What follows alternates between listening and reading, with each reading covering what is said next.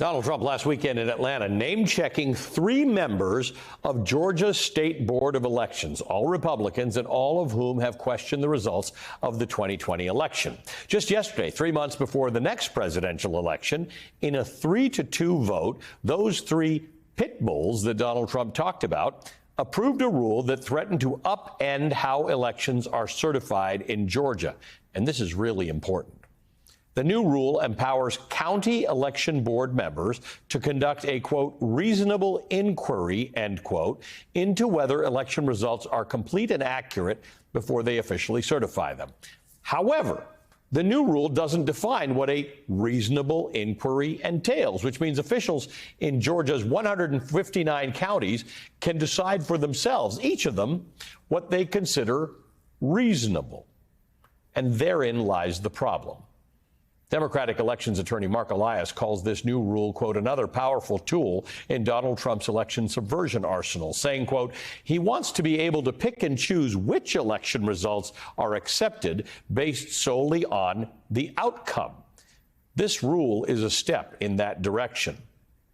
Now, that was yesterday. Today, the State Board of Elections met again, and this time those 3 pit bulls took another eyebrow-raising action, voting to ask the state attorney general to reopen an investigation into how Fulton County handled the 2020 election. Joining me now is Sarah Tindall Gazelle, the sole Democratic member of the Georgia Board of Elections. Sarah, thank you for being here. This is a bit mind-boggling. I want to start with the second part first, the looking into how Fulton County handled the 2020 elections. Not like this hasn't been litigated before. It's not like we haven't talked about this or thought about it before. The entire country knows where Fulton County is and what happened in the elections in Fulton County. What are the folks on this board talking about? Well, thank you for that. We've looked into Fulton County probably a half a dozen times in different complaints, different issues. The latest complaint was related to a batch of ballots, 3,000 ballots or so, that was double scanned, which Fulton County admitted to. Ironically, the actual votes on those ballots were disproportionately in favor of the former president, Trump.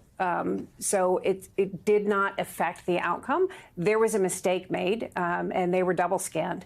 And there were some tabulator tapes missing from some of the scanners that were used in the early voting. But the issue here is this was investigated exhaustively. Mm-hmm. And we disposed of the case with a letter of reprimand and a sort of a gentleman's agreement to try to come up with a monitoring team, an independent monitoring team who would be in place to monitor the 2024 elections to make sure that the sorts of mistakes that we saw in 2020 don't recur in 2024. But this case was disposed of in May. And that is the end of the story under Georgia law, under Georgia Supreme Court precedent. We can't reopen a case that's been closed because that opens a whole can of worms. That means that nothing is ever truly finished and adjudicated. Exactly. And this other issue, reasonable inquiry. I mean, on one hand, I understand wanting to be as good as you can about this whole thing, but reasonable inquiry is not defined. So what does that mean? That you're ready to certify a county's election results and someone just reasonably doesn't think that's the thing to do? Well, that's exactly the question, Ali. I mean, what does reasonable inquiry mean? It would mean something different to you, something different to me. Regulations are supposed to provide more clarity and more definition, not less. Here, Georgia's statutory law provides a very, very explicit definition of exactly the steps that a county superintendent is supposed to take to make sure that they're accounting for every vote that's cast. That's what certification is.